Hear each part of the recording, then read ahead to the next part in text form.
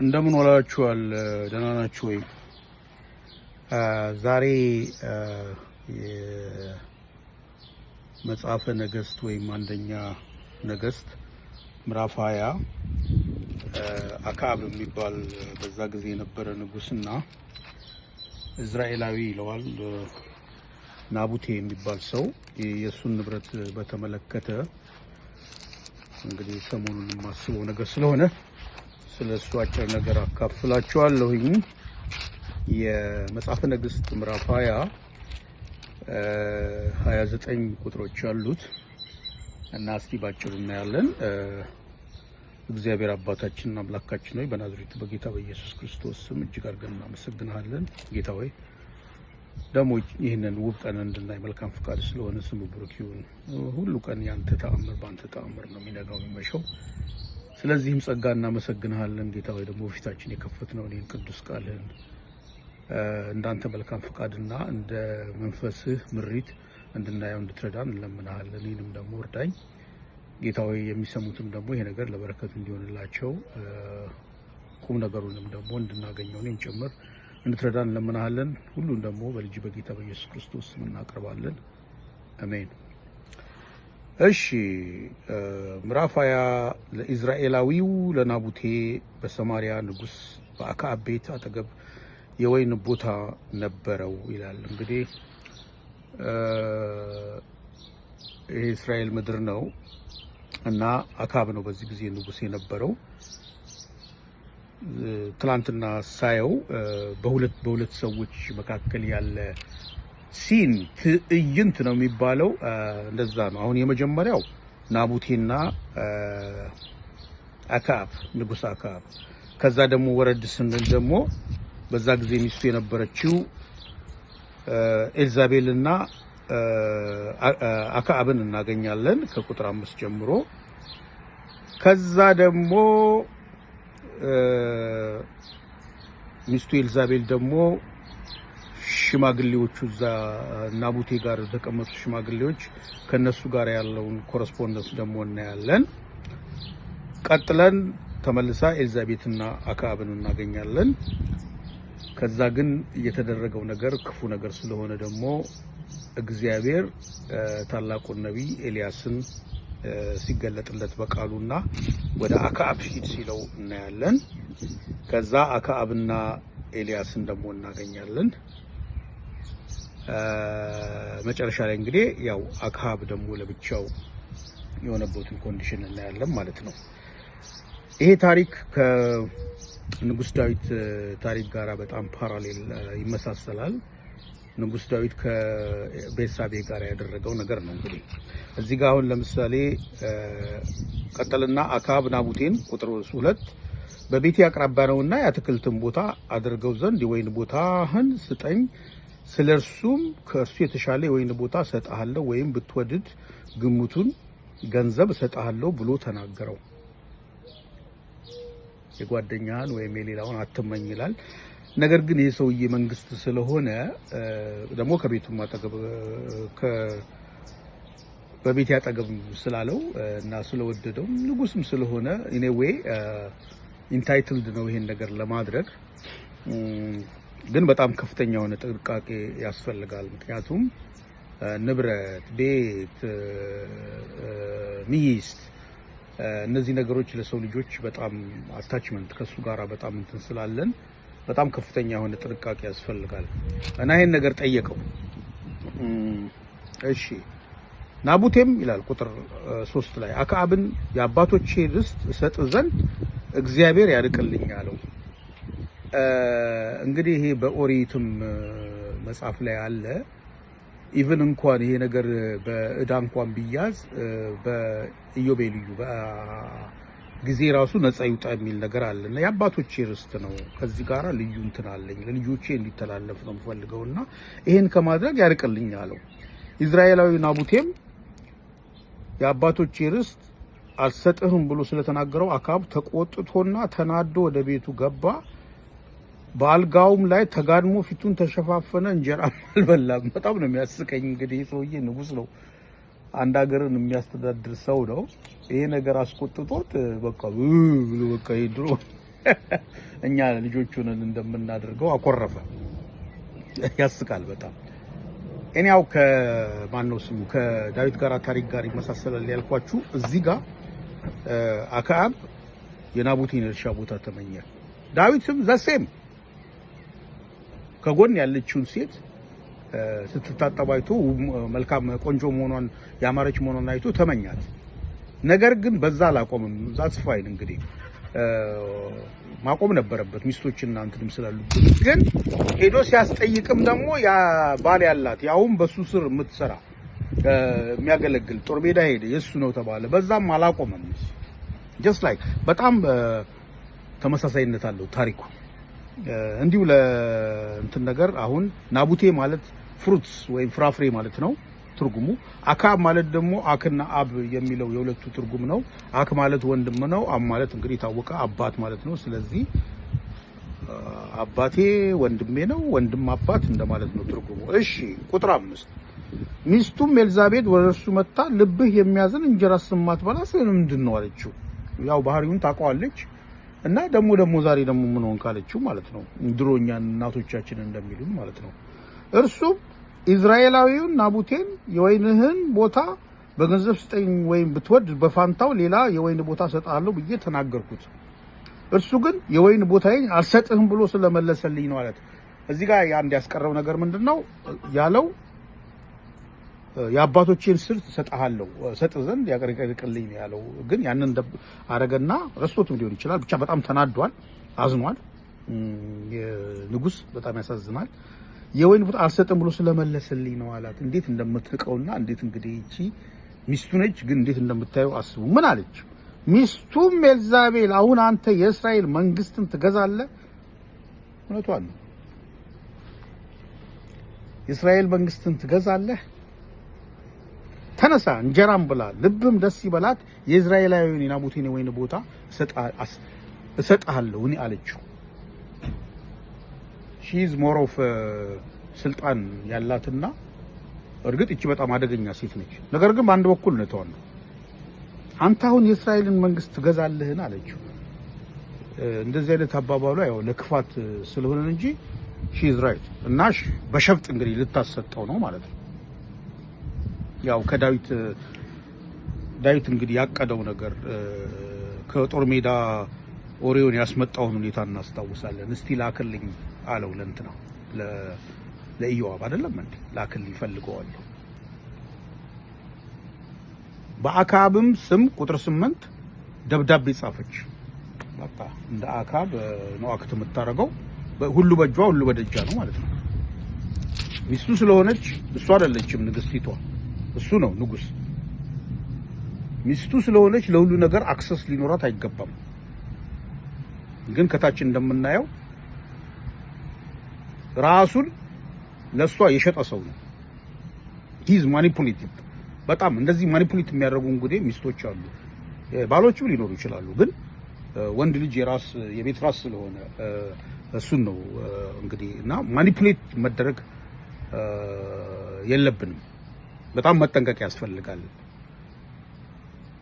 በአክዓብም ስም ደብዳቤ ጻፈች፣ በማህተሙም አተመችው። ይሄ ራሱ ፍርድ ቤት ቢያስቀርብ ኢምፒች ይሉታል እዚህ ሀገር። እንደዚህ ሚስት አድርጋለች ብለው የሚመሩ ሰዎች አምጥተው ይሄን ጥያቄ ጠይቀው እስር ቤት ሊያስገቧት ይችላሉ። እንዲሁም ደግሞ ናቡቴ ስለሚሞት ሁሉ ልትገደሉ ትችላለች። ምክንያቱም በአክዓብ ስም ደብዳቤውን ጻፈች፣ በማህተሙም አተመችው። በከተማ ወደ ነበሩትና ከናቡቴም ጋር ወደ ተቀመጡ ሽማግሌዎችና ከበርቴዎች ደብዳቤውን ላከች። እንግዲህ በንጉስ ስም ነው የመጣው። ይሄ ደብዳቤ መከበር አለበት። እሷ እንደጻፈችው አላወቁም። መጣ። ሽማግሌዎች ናቸው፣ ከበርቴዎች ናቸው። እሺ።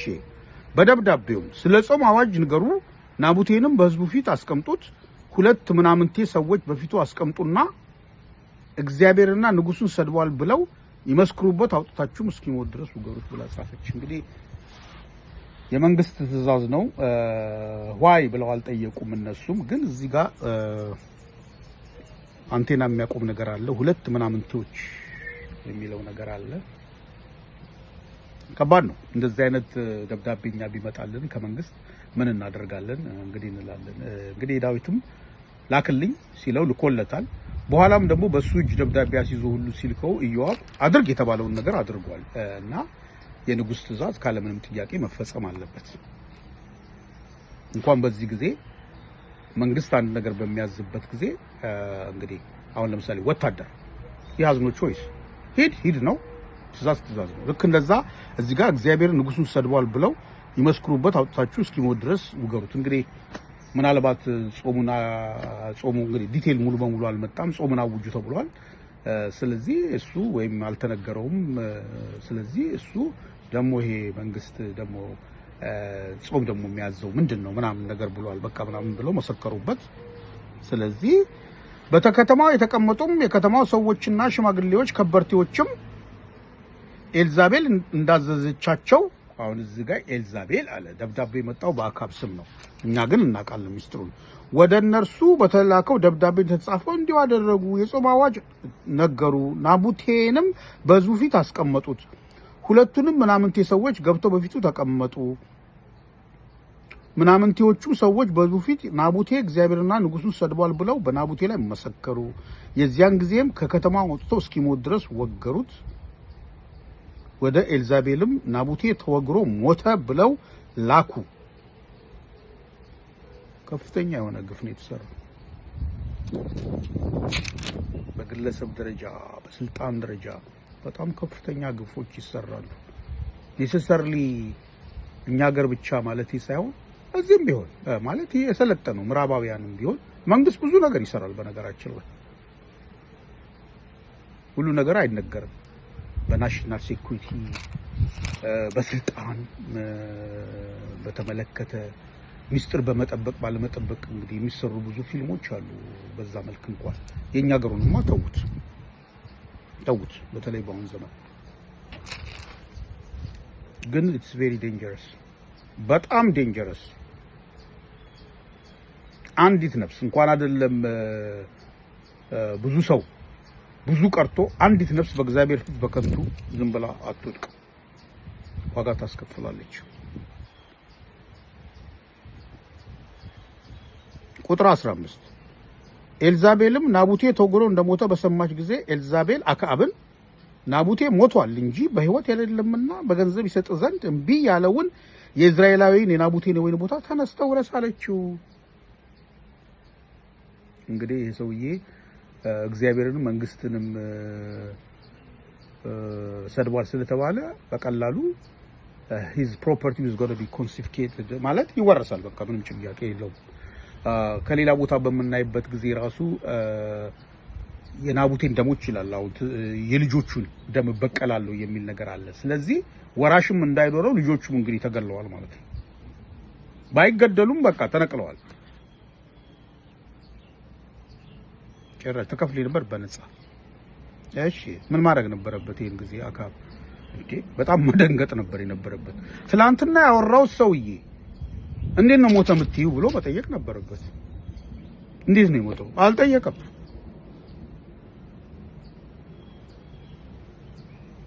አካብም ቁጥር 16 ናቡቴ እንደሞተ በሰማ ጊዜ ይወርሰው ዘንድ ወደ እስራኤላዊው ወደ ናቢቱ ወይን ቦታ ሊወርድ ተነሳ። he couldn't wait። እሰይ አንዳንዴ የምንመኛቸው ነገር ላይ በጣም መጠንቀቅ አለብን። አንድ ነገር በጣም ከተመኘን ያ ነገር ለረመርገም ሊሆን ይችላል። እስራኤላውያን ወጡና ከግብጽ ምድር if you remember ስጋን ካልበላን ሞተን እንገኛለን ብለው አመጹ ማለት ነው። በጣም ጓጉ። ከዛ እግዚአብሔር እንግዲህ ለሙሴ ያኔ እንኳን ሙሴም ተጠራጠረ አይደለም እንዴ ንፋስን አመጣና ድርጭቶች ይለዋል እንግዲህ እንትን ዘር ነው መሰለኝ የአሳ ዘር ነው መሰለኝ እነሱ መጡ። ገና ጥርሳቸው ላይ ያለ ሞቱ ነው የሚለው። በረከትና ያውላችሁን ካችሁ ተብሎ የሚገፋ ነገር እንኳን በእግዚአብሔር ዘንድ በሰውን ፊት መጥፎ ነው። አንዳንዴ ንዝንዝ ሲያደርጉ ልጆች ምናምን ያውልካ ምናምን ነገር እንላለን። እኛም ራሳችን ንዝንዝኪ ኮንትሮልድ የሆነ ፍላጎታችንና ምኞታችን በጣም ኮንትሮልድ መሆን አለበት። በተለይ ንጉስ አካብ ዋይ እንዴ ትናንትና አግኝቼው እንደዚህ ልክ አላደረግሽም እሱ አልጠየቀም ጭራሽ። እሺ እንግዲህ የዳዊትን ታሪክ በምናስታውስበት ጊዜ ኦሪዮ እንዲመጣ አደረገ። ቤርሳቤ ስላረገዘች ሴቲቱ ስላረገዘች አርግዣለሁ ብላ ስለተነገረችው፣ ስለዚህ መጠጥ አጥቶት ሁሉ ደህና ነው ወይ ምናምን ብሎት ሄድና ከበቃ ቤት እግር ካለ ምናምን ይተኛና እንግዲህ ልጁ እሱ ነው እንዲባል ነው። ግን ሰውየው በጣም ጻድቅ ስለሆነ ምን አለ? ታቦቱና ኢዮአብ እዛ ጦር ሜዳ ሆነው እኔ ከሚስቴ ጋር ልተኛ ነው ብሎ እዛ እንትኑ ላይ የተኛው ከዘበኞቹ ጋር ሰክሮ ነበረ። ከዘበኞቹ ጋር እንዲሁም በሚቀጥለው ቀን ደግሞ የበለጠ አሰከረ ይላል። ግን ያቺ ህሊና ውስጥ ያለችው ነገር ስላለ ሙሉ በሙሉ ራሱን ስላልሳተ ግን ሄዶ አሁንም እዛ ተኛ ይላል። ከዛ በእጁ ደብዳቤ ሰጥቶ ኢዮአብን ኃይለኛ ጦርነት ያለበት ቦታ ትታችሁት ወደ ኋላ ሄዱና እዛ ይሙት አለው። በጣም አደገኛ ነገር ነው ያደረገው ዳዊት ራሱ። he paid a price። በጣም አደገኛ ነገር ነው ያደረገው እና እዚህ ጋርም አሁን እሱ እየበረረ ሄደ ማለት ነው። ነገር ግን የተደበቀን ነገር የሚያያለ እንኳን እንደዚህ የተደረገ በጽሁፍ በመናምን በአፍ የተነገረ ቀርቶ በልባችን ያሰብነው ነገር የሚያቅ ደግሞ እግዚአብሔር አለ። ምን አለ እግዚአብሔርም ቃል ቁጥር 17 ወደ ቴብሲያዊው ወደ ኤልያስ እንዲህ ሲል መጣ። እንግዲህ ቴብስ የምትባል ቦታ አለች ማለት ነው። እዚህ እስራኤል ላይ የምትባልም የምድር ያው እንግዲህ እኔ ከኢትዮጵያ ነው የመጣሁት ከቀጠና 2 ነው የመጣሁት ኤክሴትራ እንደሚባለው ማለት ነውና ወደ ኤልያስ እንዲህ ሲል መጣ። ተነስተ በሰማሪያ የሚኖረውን የእስራኤልን ንጉስ አክዓብን ትገናኝ ዘንድ ውረድ። እነሆ የወርሰው ዘንድ በወረደበት በናቡቴ የወይን ቦታ ውስጥ አለ። ኢሚዲየትሊ ነው ጀጅመንቱ የመጣው። ኢሚዲየትሊ ጀጅመንቱ ስላልመጣ እግዚአብሔር አላየም ወይም ሁሉ ነገር ሰላም ሆኗል ተደብቋል ማለት አይደለም። ይመጣል እግዚአብሔር ያያል። አንተም እግዚአብሔር እንዲህ ይላል ገድለ ወረስከውን ብለህ ንገረው። ደግሞ እግዚአብሔር እንዲህ ይላል ውሾች የናቡቴን ደም በላሱበት ስፍራ ያንተንም ደም ደግሞ ውሾች ይልሱታል ብለህ ንገረው። አማማታ አያምርም። ዛሬ ሰላም ይሄ ቋመትክለት የወይን ስፍራ ላንተ አይሆንም። አክዓብም ኤልያስን ጠላቴ ሆይ ያገኘኸኝን አለው። እውነት በሚገለጥበት ጊዜ በቃ ሰዎች ይቆጣሉ። አቤልና ቃየል ታሪክ እናውቀዋለን አይደል? ደጋግመን አይተነዋል። እግዚአብሔር ወደ አቤል መስዋዕት ተመለከተ፣ ወደ ቃየል መስዋዕት ግን አልተመለከተም። ቃየል መቆጣት የነበረበት መበቀል የነበረበት እግዚአብሔርን ነው። ነገር ግን ቁጣውን በወንድሙ በአቤል ላይ የተወጣው እግዚአብሔር ፌቨር ባደረገው።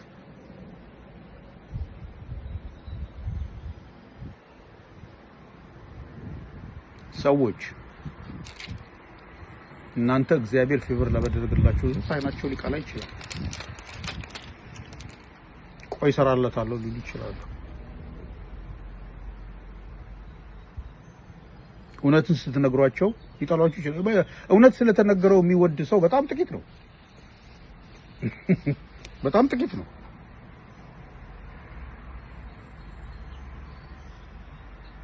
ጠላቴ ሆይ ያገኘኸኝን ጠላቱ አይደለም ለነገሩ ቢያውቀው ኖሮ። እርሱም እንግዲህ በፊት የተለያዩት በቀርሜሎስ ተራራ ጊዜ ኮንቴስት ተደርጎ ከነዚህ በዓል ነቢያት ከሚባሉት ጋራ ኤልያስን በድል ተወጦ ይቺው ክፉ ሴት እንግዲህ እንዲያድርግብኝ እንዲጨምርብኝ ስትል ሄዷል። ማን ነው ስሙ? ኤልያስ። ነገር ግን በሰላም ነበር። እሱ በጣም ተደንቆ ነበር። ግን ልቡ በጣም በቃ የሚዋልል ሰው ነው። በዚህችም ሴት ደግሞ የተገዛ ሰው ነው። እርሱም እንዲህ ብሎ መለሰለት፣ ኤልያስ ማለት ነው። አግኝቻለሁ፣ በእግዚአብሔር ፊት ክፉ ለማድረግ ራስን ሽጠሃልና፣ ክፉ ለማድረግ ራስን ሽጠሃልና። ስቬሪ ሳድ። እነሆ ክፉ ነገር አመጣብሃለሁ። ጀጅመንት መጣ። ፈጽሞ እጠርግሃለሁ ከአክዓብም በእስራኤል ዘንድ የታሰረውንና የተለቀቀውን ወንድ ሁሉ አጠፋለሁ ጭራሽ ለዘር ማንዘር ያልፋል በህይወታችን አይተናል ክፉ የሰሩ ሰዎች እኔም በጣም ማዝነው ወደሚቀጥለው ጄኔሬሽን ወደ ልጆቻቸው ያድጋል ይወርዳል እነዛ ያጠፉት ሰዎች ምናልባት እንዲሁም በኮቴሽን በሰላም ውስጣቸውን እግዚአብሔር ነው የሚያውቀው በሰላም ይሆናል ያረፉት ነገር ግን ያ ግፍ ተመልሶ ጄኔሬሽንን እንግዲህ እርግጥ የእግዚአብሔር ቃል ላይ ኃጢአት ወደ ልጆች ወይ ምናምን አይተላለፍም ይላል ግን ግፍ የተሰራበት ቤት በጣም ከባድ ነው ያው እዚህ ጋር ክፉ ለማድረግ ራስን ሽጣሃልና እነሆ ክፉ ነገር አመጣብሃለሁ ፈጽሞ እጠርግሃለሁ ከአክዓብም ከእስራኤል ዘንድ የታሰረውና የተለቀቀውን ወንድ ሁሉ አጠፋለሁ ወንድ ዘርን አስከታይ ነው እንግዲህ ንጉስ ነው በተለይ ደግሞ በስራም አስቆጥተኛልና እስራኤልንም አስተሃልና መሪ አገርን ህዝብን ሲመራ ይከተላል ሰው ቤትህን እንደ ናባጥ ልጅ እንደ ኢዮራቤም ቤት እንደ አኪያም ልጅ እንደ ባኦስ ቤት አደርገዋለሁ እንግዲህ እነዚህ ናባጥ ልጅ የተባለው እስራኤልን ለሁለት የተከፈለችበት አስሩ ነገድ ይሄ ባኦስ የሚባለው አይሃቭ ነው አይዲያ እኛው እንደነዚህ ሰዎች ያደርጋቸው ተተካይ ኖርም ማለት ነው ልክ እዚህ ጋር አሁን ዳዊት ጋር ነብዩ ናታን መጥቶ በጥበብ ነው እንግዲህ የተናገረው እና ያንን ታሪክ ከነገረው በኋላ ይሄ ሙት ልጅ 4 እጥፍ ይከፍላል ብሎ ዳዊት በራሱ ላይ ፈረደ ግን አትሞትም ተባለ ግን ያቺ ኃጢአት ብዙ ነገር አስከፍላለች ልጆቹ ሞቱ ንጉስ የዙፋን ተረካቢ የነበሩት አምኖንን አቢሴሎም ገደለው አምኖን የአቢሴሎምን ደፈረ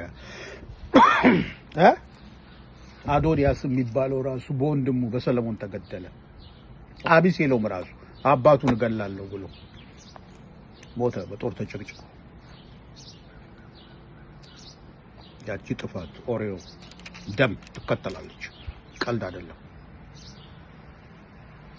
ያው እዚህም ጋር አደርገዋለሁ ደግሞ እግዚአብሔር ስለ ኤልዛቤል ቁጥር 23 ኤልዛቤል እንግዲህ እቺ የውጭ ሀገር ዜጋ ነች ኤልዛቤል ማለት እንዳየሁ በዓል የሚባል የነሱ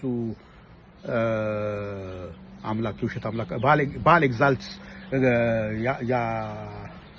ያስመሰግናል ነው መሰለኝ በዓል ያስመሰግናል ማለት ነው ስለዚህ ኤልዛቤል በእስራኤል ቅጥር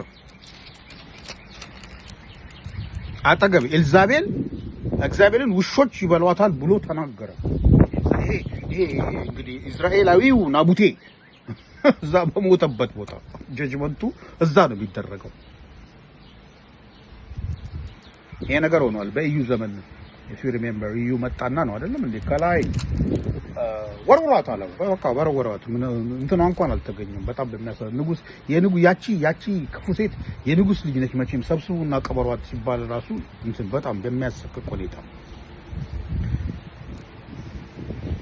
ቁጥር 24 ከአክዓብም ወገን በከተማይቱ ውስጥ የሞተውን ውሾች ይበሉታል በሜዳውም የሞተውን የሰማይ ወፎች ይበሉታል ፕሮፐር የሆነ ቢሪያል መቃብር እንኳን አይደረግልህም በእግዚአብሔር ፊት ክፋት ለመስራት ራሱን እንደሸጠ ይሄ ሚስቱ ኤልዛቤል እንደነዳችው እንደ አክዓብ ያለ ሰው አልነበረም ይላል ቬሪ ሳድ ራሱን እንደሸጠ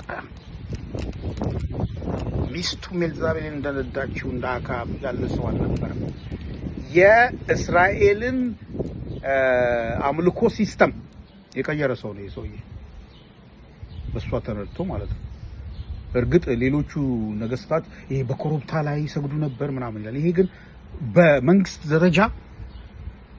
ደረጃ ቤተ መንግስት ውስጥ ይሄ በዓል የሚባለው እንዲከበር ያደረገ ሰው ነው የሰውዬ ግን እንዲያደርግ ያደረገችው ሚስቱ ነች ሰው እናቱንና አባቱን ይተዋል ከሚስቱም ጋር ይተባበራል ማለት ያለችውን ነገር በጠቅላላ ያደርጋል ማለት አይደለም you got to be careful በተለይ በእምነት አኳያ ነብይ ይላል ቁጥር 10 ምዕራፍ 13 ዘዳግም ነው መሰለኝ። አዎ ዘዳግም ላይ በብት ውስጥ ያለች ሚስት ብትሆን ይላል እንግዲህ ሌላ ከእግዚአብሔር ሌላ አምላክ እናምልክ ብትል ፈጽሞ ለዓይን አትማራት ይላል እዛ ላይ። እንዲሁ እግዚአብሔር ከእስራኤል ልጆች ፊት ያጠፋቸው አሞራውያን እንደሰሩት ሁሉ ጣዖታትን በመከተል እጅግ ርኩስ ነገር ሰራ ይላል እንደ አሕዛቡ ማለት ነው። ቁጥር 27 እሺ እንደዚህ አጥፋ አይደለም ይሄ ሰውዬ። አክዓብም ይህን ቃል በሰማ ጊዜ ልብሱን ቀዶ ገላውን ማቅ አለበሰ፣ ጾመም፣ በማቅም ላይም ተኛ፣ ቅስስ ብሎም ሄደ ይላል። እንግዲህ ተመለሰ፣ አዘነ። ዳዊት በድያለሁ እንዳለው ማለት ነው። በድያለሁ በሚልበት ጊዜ ሞትን አትሞትም አሉ። መሞት ነበረበት ዳዊት ነብዩ ናታን። ነገር ግን የተወለደው ሕፃን ይሞታል አለ።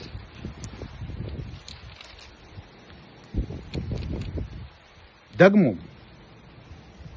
አክዓብ ቁጥር 28 እና 29 አክዓብ በፊቴ እንደተዋረደ አየህን? እንግዲህ እግዚአብሔር ለነብዩ ኤልያስ ነው በፊቴ የተዋረደ ስለሆነ በልጁ ዘመን በቤቱ ላይ ክፉ ነገር አመጣለሁ እንጂ በእርሱ ዘመን ክፉ ነገር አላመጣም የሚል የእግዚአብሔር ቃል ወደ ቴብሲያዊ ወደ ኤልያስ መጣ ይላል። እንግዲህ የሰው ልጅ በጣም ኃጢአተኛ ነው። ከባድ የሆነ ኃጢአት ልንሰራ እንችላለን። ነገር ግን ኃጢአታችንን በሚገለጥበት ጊዜ በእግዚአብሔር ቃል ይሁን በነብይ ኤልያስ እንደተደረገው ይሁን ወይም ደግሞ በልቦናችን በመናቀበት ጊዜ ይቅርታ መጠየቅ፣ ንስሐ መግባት፣ መመለስ ያስፈልጋል። ነገር ግን ኮንሲኩዌንስ አለው ኃጢአት። እኛ ስለተመለስን ሁሉ ነገር አልጋ ባልጋ ይሆናል ማለት አይደል። ይሄው ወደ ልጆቹ ይሄዳል አለ።